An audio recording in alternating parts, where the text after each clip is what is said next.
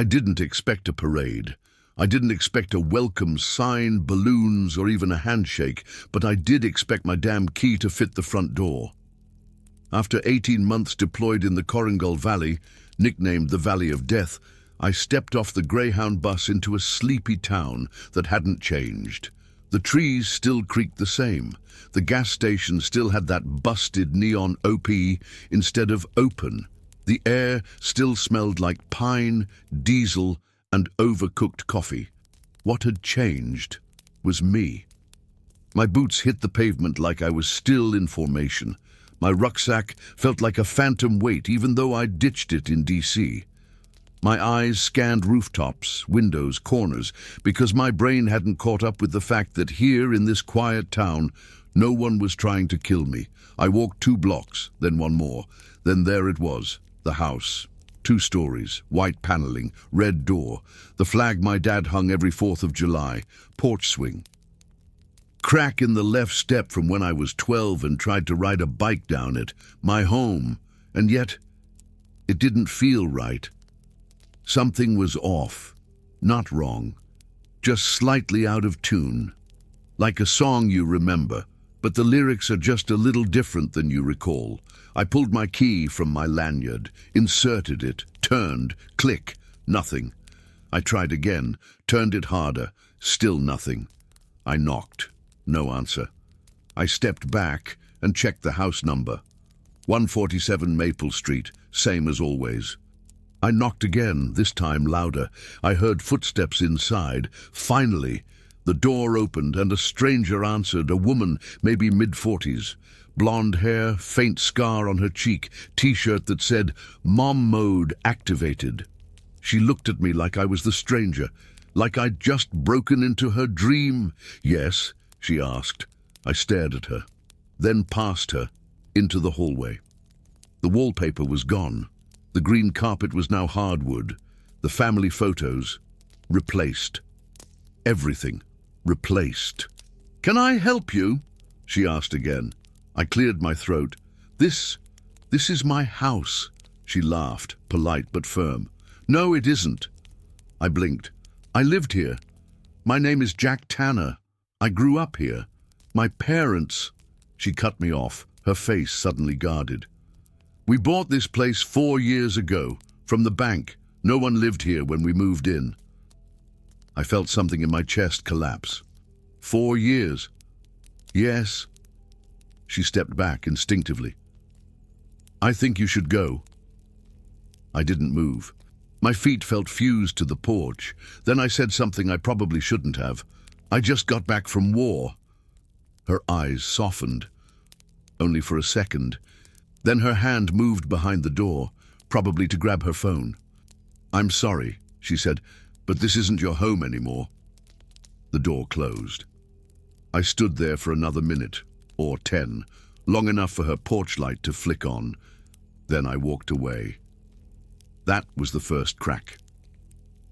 The first hint that while I had survived the war, I hadn't really made it home, because home was gone. And what followed over the next 48 hours?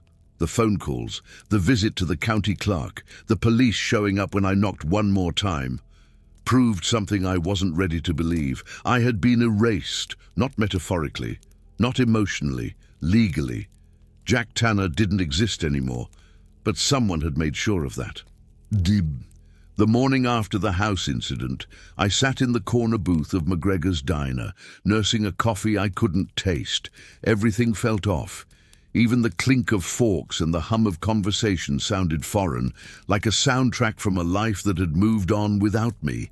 I had no wallet, no driver's license, just my duffel bag, my discharge papers, and an old flip phone I kept powered off during deployment, mainly out of superstition. I powered it on for the first time in over a year. The screen lit up. No SIM. Of course, it was deactivated, so I borrowed a phone from a waitress. Friendly mid-60s called me Hon, like I was still a kid coming back from prom. I dialed my mom's number. Muscle memory. Ring. Once. Twice. Click. A voice answered, but it wasn't her. Hello? A man's voice, calm, confident, slight accent, not foreign, just unfamiliar. I froze.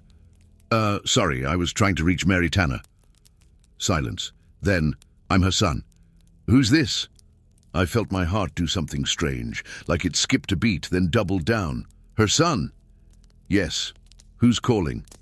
I couldn't respond, couldn't breathe. "I'm her son." The man cleared his throat.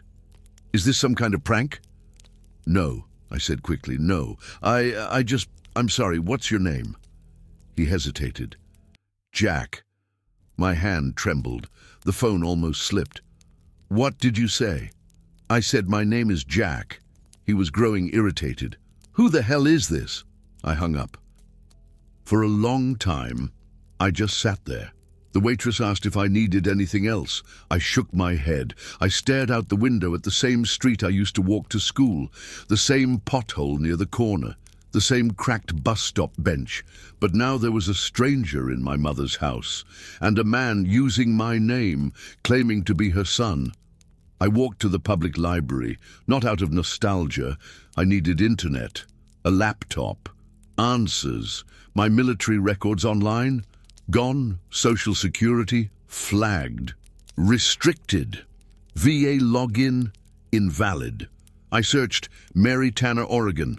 3 results, 1 match, new address, different house, the listed emergency contact. Jack Tanner, age 33. Same age as me. I walked 6 miles that day. Could have hitched a ride, but I didn't want to talk. Didn't want anyone looking at me like I was a ghost, even though that's exactly how I felt. I arrived at the address just before sunset.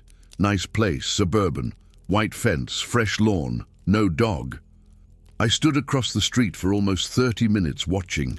A car pulled in. I ducked behind a tree. A man stepped out, and for a second, I thought I was looking in a mirror. Same height, same build, same haircut, but something was off. He looked like me, but cleaner, softer, like a version of me that never saw sand or blood. He opened the trunk, pulled out groceries, walked to the door. It opened before he got there, and my mother stood there, smiling, laughing. She hugged him, kissed his cheek, and I watched as my own mother embraced a man who wasn't me. I didn't sleep that night. I broke into an old hunting cabin a few miles north of town, one my dad used to take me to before the divorce. No one ever used it after he died. Still smelled like damp wood and gasoline. I found a half-used notebook in a drawer and started writing. I didn't know why. Maybe just to see my name in ink again, to prove I was real. Jack Tanner, U.S. Army. Serial B499267. Born April 3rd, 1988. I wrote everything I remembered, my high school mascot, my locker combination, my first kiss, things no imposter could fake. And I cried. God, I cried hard, not just from fear, from loss, because deep down I knew they didn't just forget me, they replaced me. The next day I tried calling her again, blocked, both numbers, so I called someone else. Bobby Carson, childhood friend, fellow vet, Marine sniper, hard as nails. We lost touch after I enlisted. He answered on the 3rd ring. "Yeah? It's me," I said. Silence. Then, "Jack?" I exhaled. "Holy shit, man. Where the hell have you been?" "I just got back. From Korengal, Afghanistan." More silence. "Jack, you died there." When Bobby said I died, I thought he was joking, not even joking, and confused. Maybe he misheard, but the silence that followed, it wasn't confusion, it was grief. "What do you mean I died?" I asked. His voice cracked. "I went to your funeral, man. Arlington. Your name's on the damn wall." I almost dropped the phone. My knees gave out. I sat hard on the ground outside the cabin, phone pressed so tightly to my ear I could hear my own pulse. "Bobby," I whispered, "I'm alive." I don't understand. They showed me the flag, the photos, the fucking casket. Bro, I saw your mom. She cried on my shoulder. "No," I said, my throat dry. She cried on his. We spoke for an hour. Bobby kept saying the same thing. I saw it. I was there. And I kept replying, I'm here. I never died. Eventually he said, where are you? I told him. He didn't hesitate. Stay there, I'm coming. He arrived 7 hours later. When he stepped into the cabin and saw me, the real me, his mouth dropped open. He stood frozen for a full minute. Then he laughed nervously. Jesus Christ, you look like you. I don't... Yeah, I said. I get that a lot. He hugged me.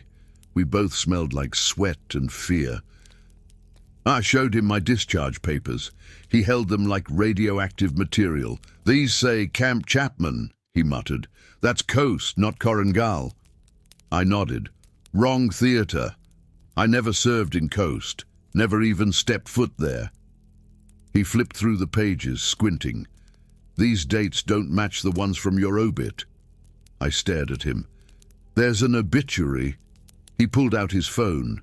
Searched. There it was. Jack Tanner, Kea, August 14th, 2022. Died during an ambush outside Coast Province. Survived by his mother, Mary Tanner, and younger brother Matthew. I don't have a brother, I muttered. But he does, Bobby said. We drove to Portland the next morning. Bobby had a contact, a former logistics officer turned contractor named Brent who owed him a few favors. Quiet guy, tin cup full of whiskey by 10 a.m., tapped into old systems, still had clearance he shouldn't have had. Bobby told him I needed help, didn't say why. Brent typed in my name, frowned. According to this, Jack Tanner is deceased, he said flatly. Death confirmed, DOD verified, VA processed, pension reallocated, looks clean. Can you pull the death report? Bobby asked. He did, then tilted the screen toward me. Black and white document, DOD seal. Date of death, August 14th, 2022. Location, Coast Province, Afghanistan. Status, KIA, confirmed body retrieval. Dental records match. Personal effects, ID tags, bloodstained letter addressed to Mom. I leaned forward. I never wrote that letter. Brent leaned back. They retrieved a body with your ID tags and matching dental. You sure you're not a clone? I didn't laugh. He kept scrolling. You were buried at Arlington, Section 60, Plot 218. My throat closed. I want to see it, I said.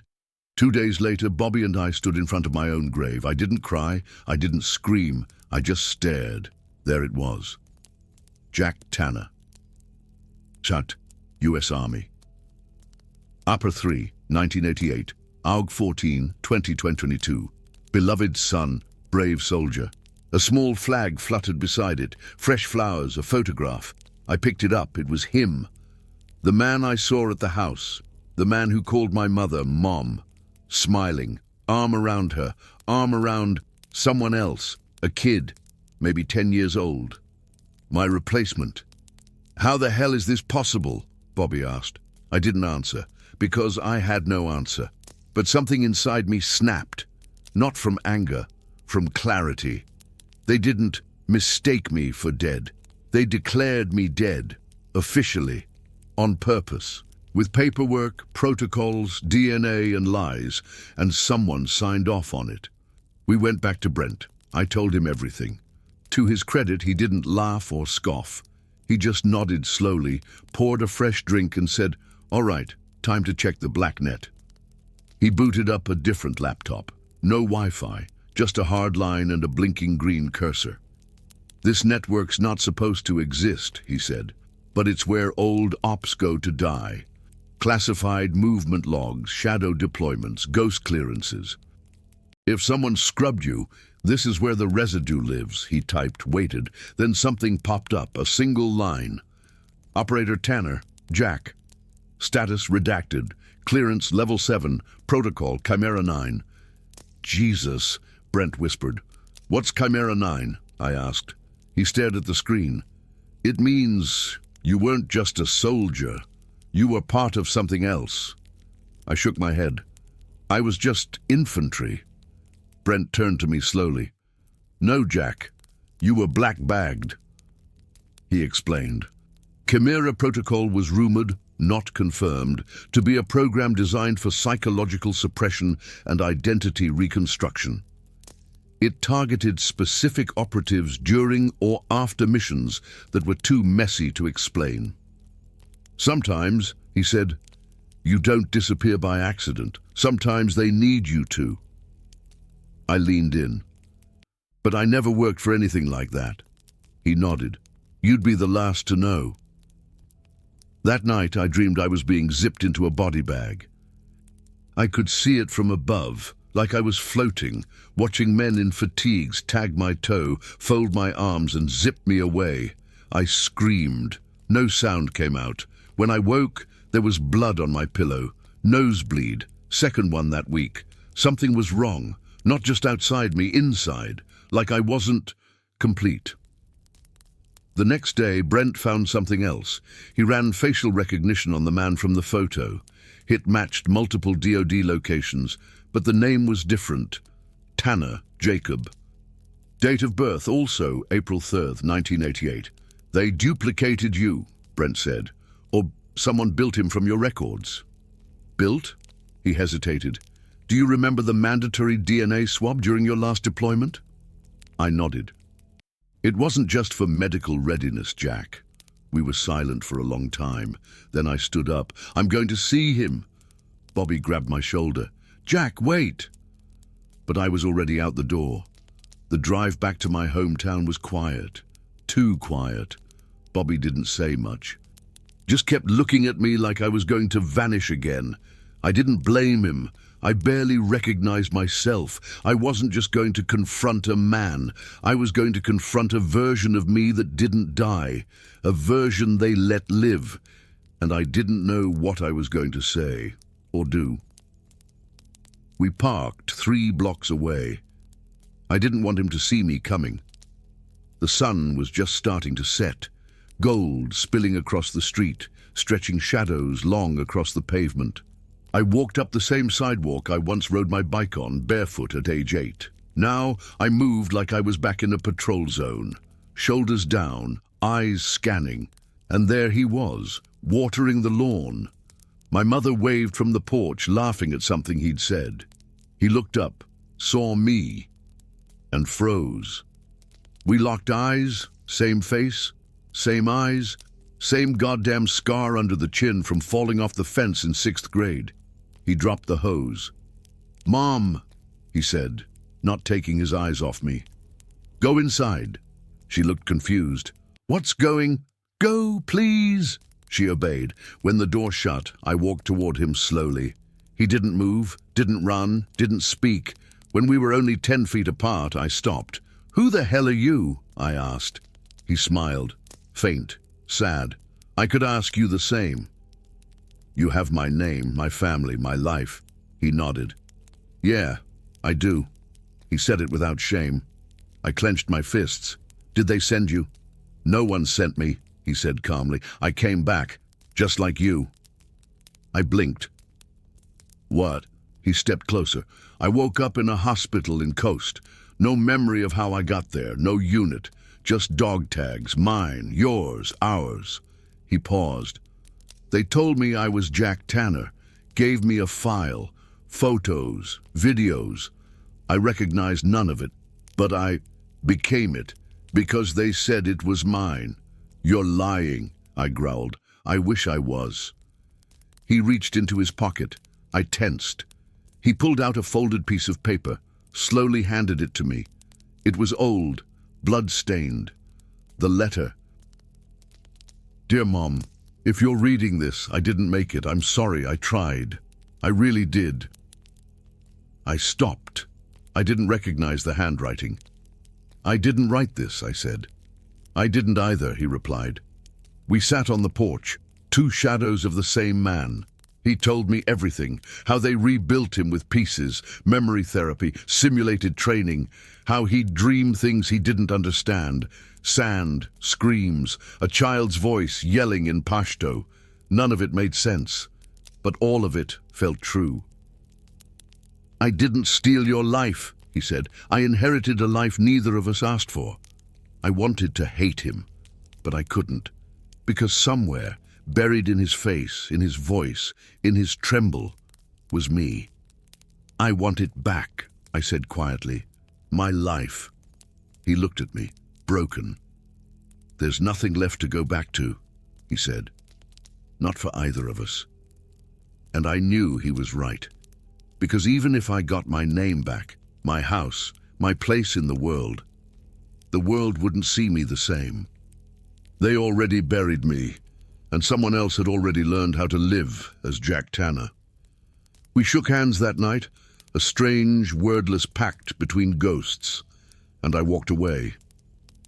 Bobby was waiting in the car, engine running. "Well?" he asked. "He's not the enemy," I said. "Just another casualty."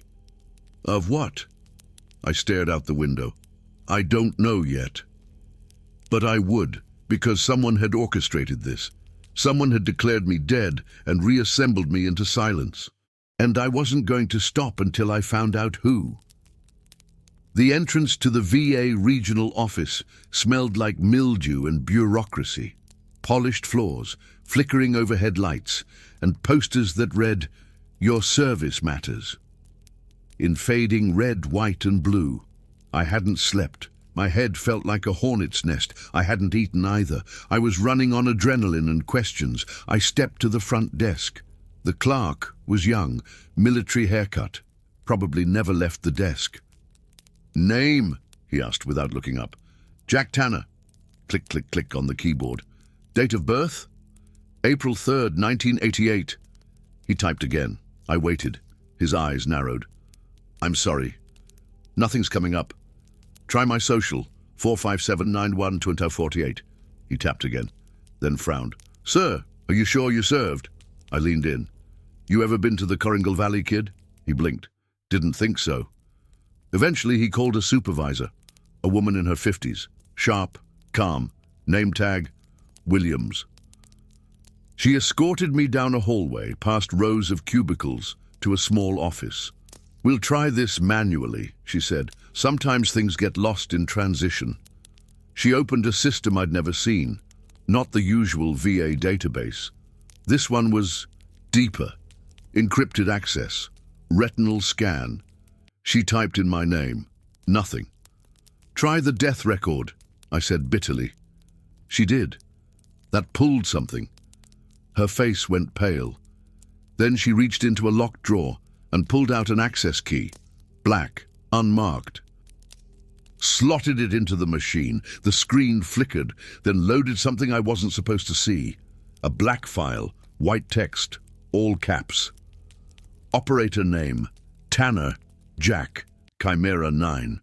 Status, deceased, Echo classification override. Access, level 7 required, all activity monitored. Warning, do not engage, do not restore, do not acknowledge. Beneath that, location assigned coast, Echo facility. Final asset designation, control subject, genetic baseline. Project notes, unstable, unpredictable, full memory retention, do not attempt reintegration.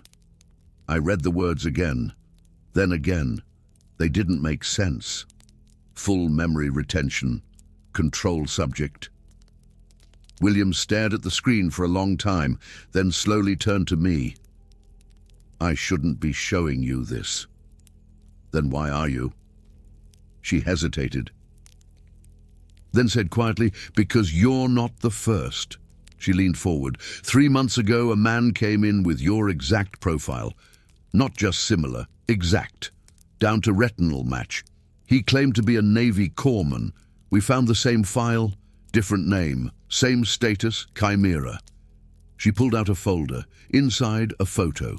It was a different man, but with my eyes, my jaw, like a distant cousin or a clone. "He vanished 2 days later," she said. "No record, no trace." And I asked her to print the file. She laughed. That would flag every agency in the Beltway. Instead, she offered me something else, a location. "Echo facility," she said. "Not on the map, not on any record, but it's there, or was." "Where?" She wrote it on a sticky note. Latitude, longitude, desert, Utah. Whatever happened to you, she said, didn't happen on any battlefield. Before I left, she paused me. Jack? I turned. You seem together. Most of them weren't, and I didn't know what to say, so I said nothing. Bobby and I hit the road that night. Utah was 12 hours away. We drove in shifts, swapping coffee and silence. I kept the sticky note in my jacket pocket, folded 3 times, like it could burn through the fabric. Around midnight, I pulled over at a truck stop. Bathroom, smoke, clear my head. On the way back to the car, I saw someone leaning against the hood, a man in a hoodie, face hidden. He looked up, smiled. I thought you died, he said casually. Depends who you ask. He took a slow drag from his cigarette, then flicked it away. I watched your footage. You shouldn't have lived through Korengal. You were messy. Who are you? He didn't answer. Instead, he tossed something at me. A flash drive, black, no markings. Everything you've been looking for, he said. Then turned and walked into the night. Back in the car, I plugged it into Bobby's laptop. One file. Control Journal 9. MP4. I hit play. Grainy footage, surveillance angle, cold lighting. It was me or Jacob, or one of us, strapped to a chair, electrodes on the head, eyes twitching. A voice spoke off camera. Subject 9 appears stable. Beginning memory loop. A screen lit up. Family photos, childhood videos, boot camp, combat footage, my life. Or a life built for me. The figure in the chair screamed. Then silence. The video ended. I didn't breathe for a full minute. Then Bobby said, Jack, what the hell were you a part of? I whispered the only thing I could. I think I was the blueprint. The flash drive changed everything. I couldn't get that footage out of my head. The version of me, strapped, screaming, rewired. It made me question every memory I thought I owned. Boot camp, the 4th of July when I was 12. The scar on my thigh from the neighbor's fence.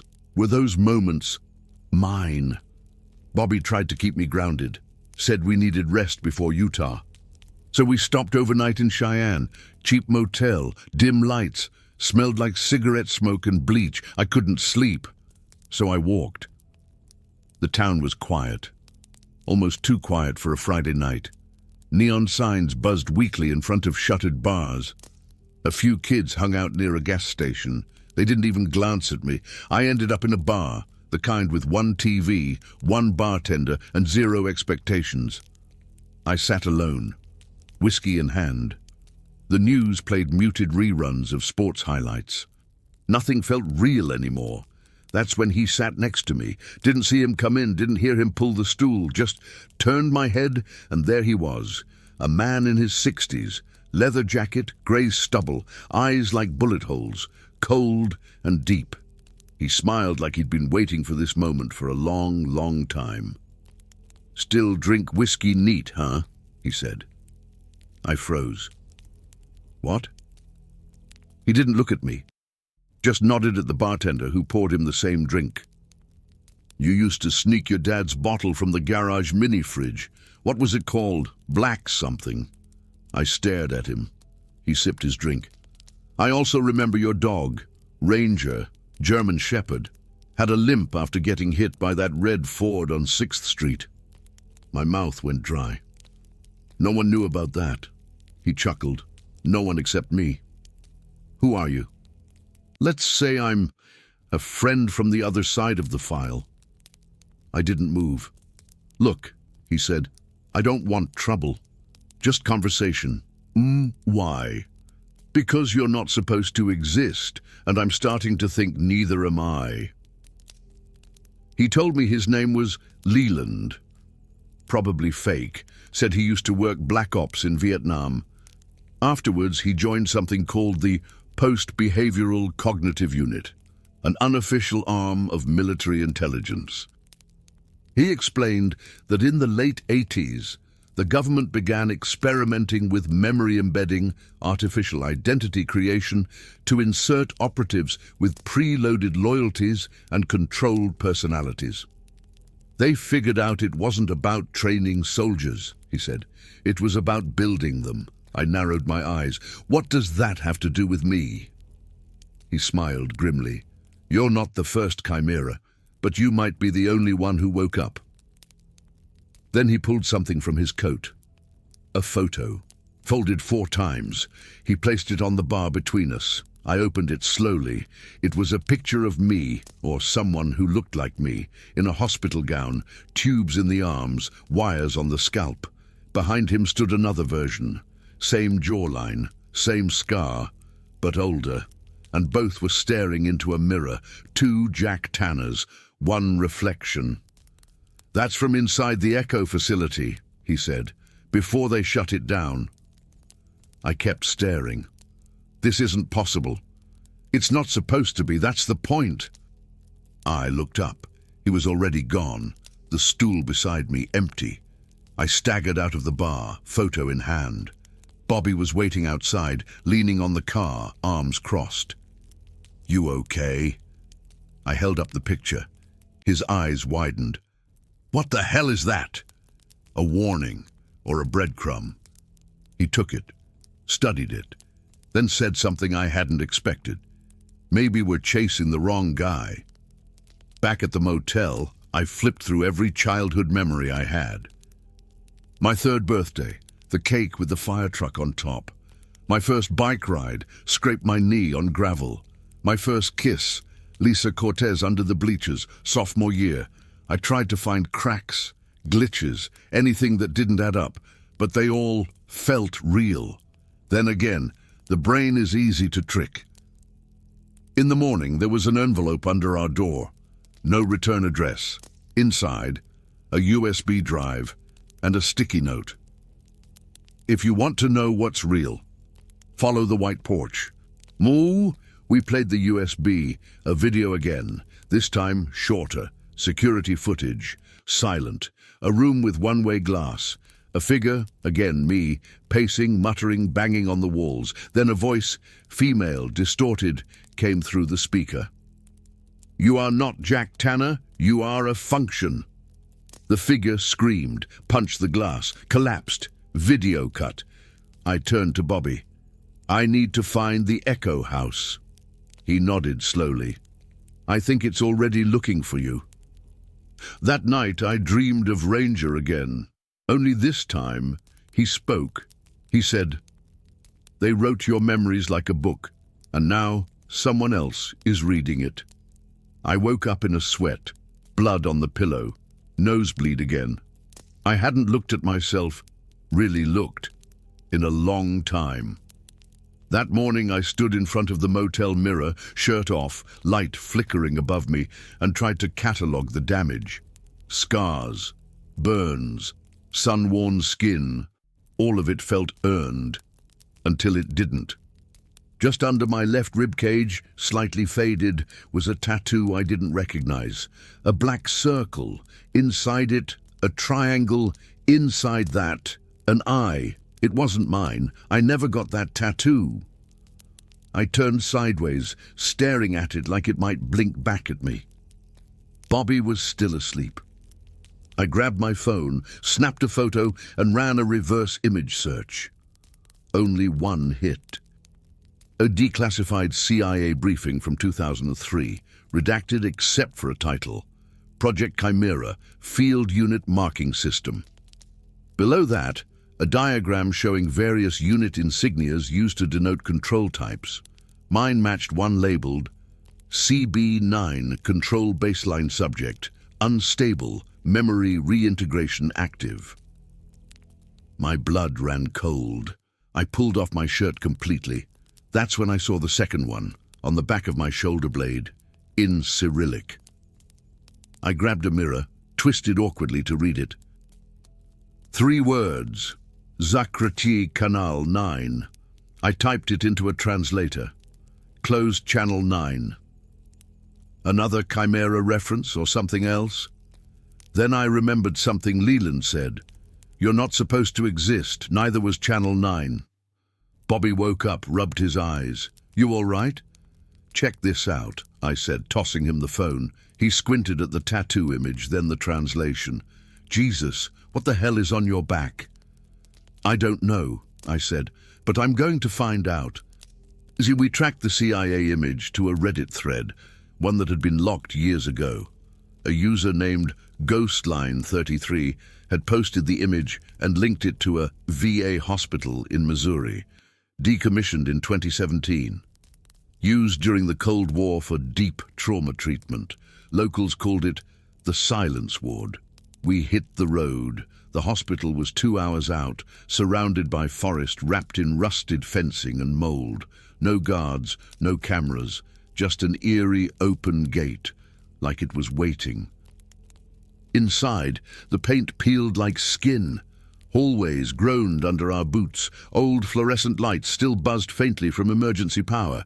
The files were where the janitor's closet used to be, hidden behind a fake panel. Someone left them on purpose. Folder after folder, all marked. Chimera, subject line Tanner. Different variations. Tanner 9A, memory instability, terminated. Tanner 9B, motor response failure, terminated. Tanner 9C, high retention, high resistance, inactive. Then finally, Tanner 9A, status. AWOL. Note, retained full memory despite suppression. Last seen, Utah corridor. If located, extract or erase. Next to it was a black envelope. Inside, photographs. All of me. Different poses, different years, some in military gear, some in hospital gowns. One photo of me as a child, maybe 6 years old, standing next to a woman I didn't recognize, smiling, but there was fear behind my eyes. On the back, written in pen. Primary mold test successful. Full facial retention. Memory still inconsistent. I couldn't breathe. Bobby put a hand on my shoulder. They've been testing versions of you since you were a kid. I turned to him. No, I whispered. They haven't. He frowned. What do you mean? This isn't just the government. This is bigger. I took off my shirt again and noticed a thin scar near my right shoulder blade. Not from war. Too clean. Too surgical. Bobby noticed too. You want to find out what's under there? He asked. I nodded. He didn't ask twice. 10 minutes later, in the back of the van with a first aid kit and a pocket knife, he dug in. Gently, but with purpose. Blood. Pain. Breathing through clenched teeth. Then, a click. Something metallic. He pulled it out with tweezers. A microchip. Black, the size of a grain of rice, etched with the number 9. We stared at it for a long time. Then he dropped it in a lead case Brent had given us, just in case. No signal would get out. Whatever it was transmitting, it had been doing it for years. On our way out, we found one last thing, an abandoned observation room. Behind the glass, a mural on the wall, half-painted before the facility shut down. A child holding a mirror. In the reflection, an old man. And scrawled beneath it in red, the one who remembers must never return. That night I dreamt of being stitched together, not metaphorically, literally, hands building me piece by piece, muscle, bone, thought, and a voice repeating, "Reset, Tanner, reset, reset, reset." I woke up screaming. The microchip was glowing in its case. We received the coordinates in a package taped to the back windshield of Bobby's van. No return address, no message. Just an envelope with GPS numbers and a photo. The photo showed my old house, the original one, except the grass looked too perfect, the sky above it too still, like it was staged. The coordinates pointed to an empty patch in southern Idaho. Farmland, nothing around for miles. We drove in silence, the same question gnawing at us both. Why recreate a house that already exists? We arrived near midnight. Dirt road, no signage, just a gate left slightly open. The headlights hit the front of it, and I felt my stomach twist. It was my house, not like my house. It was my house. Same red door, same chipped paint, same porch swing with the frayed rope on the left side. But I had never been here before. Bobby parked, killed the engine. "Jack," he whispered, "this doesn't make sense." I stepped out. The air was heavy, not just with humidity, but memory, or something wearing memory like a costume. We walked to the porch. I reached for the knob. It turned. No lock. Inside, the smell hit me first. Cinnamon, cigarettes, old books, exactly like I remembered it. My heart pounded as we stepped into the living room. Same couch, same crooked family portrait, same coffee stain on the rug. I fell to my knees. "This is my house," I said, voice shaking. But it wasn't. We searched every room. My bedroom had my childhood toys. The attic had my grandfather's war medals, ones that had been lost in a flood. The basement had my old punching bag, still duct-taped from when I split it at 16, but the details were too clean. Nothing aged, nothing smelled like mildew or dust, like it had all been frozen in time or built yesterday. Then we found the camera, hidden behind the vent in the hallway, tiny, black, blinking red. "Jack," Bobby said, pointing, "we're being watched." I nodded slowly and whispered, "I think we always were." Behind a fake cabinet in the kitchen, we found stairs. Not the basement. A second level that shouldn't exist. We went down, cold air, metallic walls, humming. It wasn't a home anymore. It was a facility. Inside were rows of screens, surveillance feeds, every room, every angle. On one monitor I saw me, brushing my teeth as a teenager, another me and Ranger in the backyard, another a woman I didn't recognize whispering to me as a baby. Bobby backed away. "These are simulations." I stared at a monitor showing me, now, standing in the hallway, looking at a mirror. Only I wasn't doing that. Not yet. Then I heard the click and turned around. There I was, in the hallway, looking in a mirror. We ran, down the corridor, past more rooms, each one stranger than the last. Room 1. A recreation of my high school locker. Room 2. A fake doctor's office with files listing me as Tanner Prototype B. Room 3. A child's bedroom labeled pre-conditioning space. Room 4. Dozens of mannequins with my face. At the end of the hallway, we found the real control room. And inside, a single person, in a lab coat, slumped in a chair. Dead, long dead, bullet to the head. Dried blood on the console. In his hand, a notebook. Inside. Subject 9 retention exceeds parameters. Facility abandoned. Simulations failed. Memory decay too slow. Too dangerous to proceed. Tanner must not return to source state. At the bottom, if you're reading this, then we failed. I stepped back, breath shaking.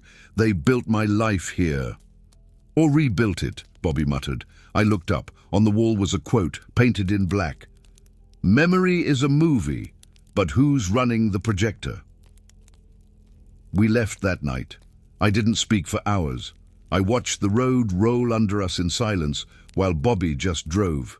The simulation was so perfect. The house, the smells, the photos.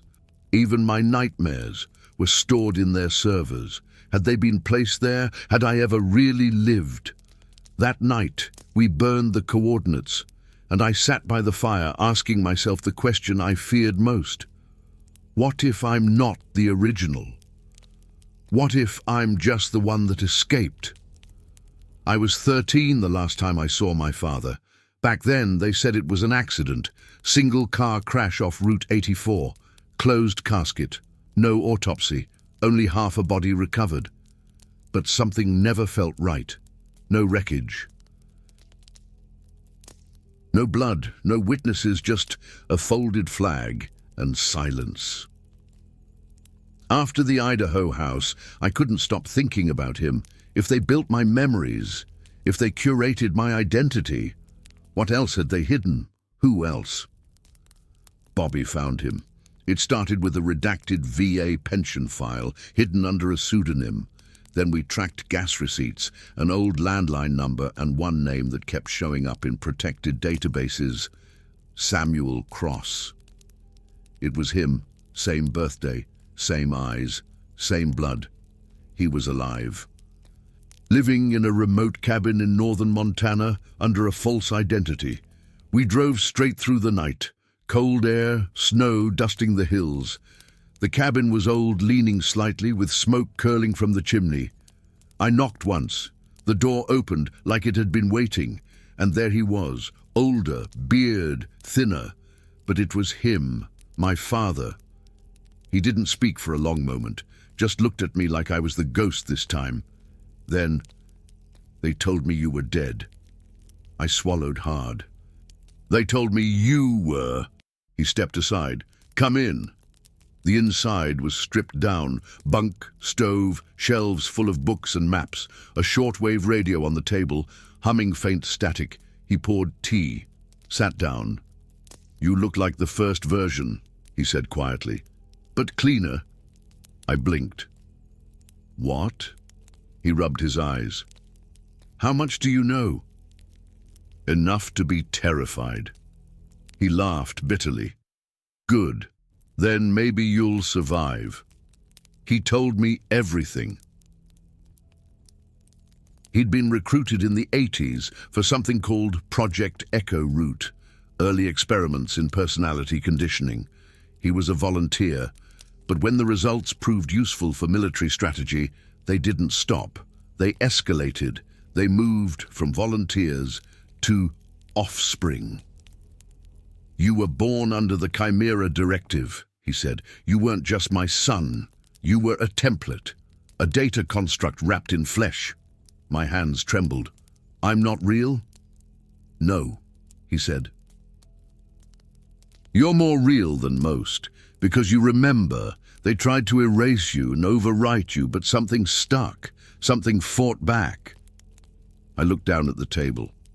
"They told me you died. They told me the same about you, but I've been listening." He gestured to the radio. "Echo chatter, numbers, names. A few weeks ago your designation came back online. CH9REB. Rebuilt, escaped, breached. They know you're out." I stared at him, my throat tight. "Why now?" "Because you weren't supposed to wake up. You weren't supposed to come back. The others, they stayed asleep. You didn't." He leaned in. "And now they'll do anything to correct that." He handed me a small metal case. Inside, a chip, like the one Bobby had removed from my shoulder. "This is a kill switch," he said, "for memory containment. It won't kill you, but it'll erase you. Every version of you." He looked me in the eye. "I used mine 10 years ago." I shook my head. "You want me to forget? I want you to live." I stood up, breathing hard. "No, I want answers." He nodded slowly. "You'll find them at the route, where Chimera started." "Where?" "New Mexico, Dry River Base. It's off-grid now, but that's where the original testing was done. Before the echo facilities, before the memory loops, before you." I turned to leave. Then he said something that stopped me cold. "They already found me once." I froze. He opened his shirt. A scar across his chest, fresh, ragged, brutal. "They came last winter. I barely got out. I've moved 6 times since, but I can't run anymore." "Then come with me." He shook his head. "My part's over." As I stepped outside, he called after me. "Jack." I turned. "If you get to Dry River, don't go underground. If you hear the voices, don't follow them. And if you see a version of yourself that smiles too much, run. That's not you." Then he closed the door. We drove off as the snow began to fall. I didn't cry, not this time, because something bigger was coming, not just for me, for anyone who ever carried the Tanner name. And now I had one mission left. Dry River Base wasn't on any map. Even satellite scans showed nothing but empty desert, but it was there, built into the rock, covered in ash and brush. Like a wound the land tried to forget. We arrived at dawn, no guards, no fences, just silence, like it had been waiting for me. Bobby stayed in the van. He wanted to come in, but I told him no. If I don't come back in an hour, destroy the chip and run. He nodded. His eyes said goodbye. His mouth didn't dare. The entrance was disguised as a maintenance shaft, a rusted panel, a keypad with numbers worn off, but my fingers knew the code. I didn't remember learning it, but they remembered teaching it. 307. Beep, green light, open. Down I went, into the dark. The air was still, stale, familiar. Each step felt like déjà vu and vertigo mixed into one.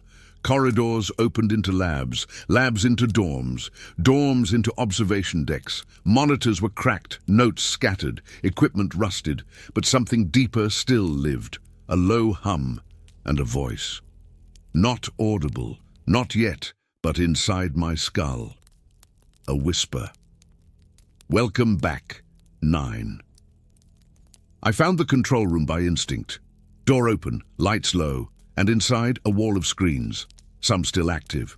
I approached slowly. Each screen played a different feed, me in training, me in a hospital bed, me screaming at my own reflection, me smiling in a way I never had. Too wide, too calm, too fake. In the center of the room sat a figure, back turned, still as stone. I circled slowly and froze. It was me, or something close. Same eyes, same scar, same body, but smoother, cleaner, like a perfected version. His eyes opened. He smiled. Hello, Jack. I didn't speak. He did. I was the last mold. After you escaped, they tried again. One final time. He stood. His movements were fluid, precise, too perfect. I'm what you were meant to become. No fear, no doubt, no memory of pain. He stepped forward. You're the virus. I'm the cure. I raised my weapon. He didn't flinch. Go ahead, he said, but you know it won't matter. They've already started distribution. I frowned. Distribution of what? He gestured toward a monitor. It showed hundreds of containers. Labeled checks, location tags, DoD installations, police academies, private security firms. They're replacing systems, he said, not people. People are messy. But us, we obey. I shook my head. You're machines. No, he said. We're cleaner versions of you. He smiled again. Except you broke. I fired. The bullet hit center mass. He stumbled, dropped. But then he laughed, blood in his teeth. Too late. He pressed something on his wrist. A countdown appeared on the central screen. Data purge, 60 seconds. I rushed to the console. Bobby's words echoed in my head. If you see a version of yourself that smiles too much, run. But there was no running now, only choosing. I had two options. One, stop the purge, save the evidence, expose Chimera, but it would broadcast my location. They'd come. I'd never be free. Two, let the purge finish, burn it all, disappear again. But the truth would die with it. I hovered over the terminal, finger shaking. Then I looked at the screen and saw a recording labeled Jack Tanner, Primary Core Memory.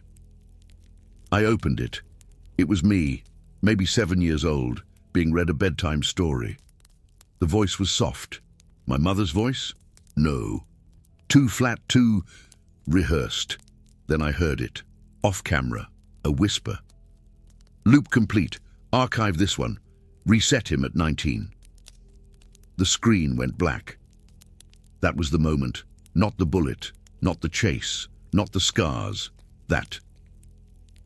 Because everything, every smile, every hug, every memory, might have been an upload. I hit upload all. The system flashed. Broadcast initiated. Data sent. To press outlets, cloud backups, servers in countries that wouldn't play nice with the DoD. Then I yanked every wire I could, smashed the servers, lit the console on fire, and ran. Back at the van, Bobby saw the smoke, saw my face, and said nothing. Just drove. 2 weeks later, the leaks hit the news. They were discredited, buried, called deepfakes, AI psyops, foreign propaganda. But the files were out there, enough to make people look closer, enough to make them doubt, enough to make them afraid. I live off the grid now, different name, different haircut, but I still wake up some nights, covered in sweat, hearing voices whisper from my walls.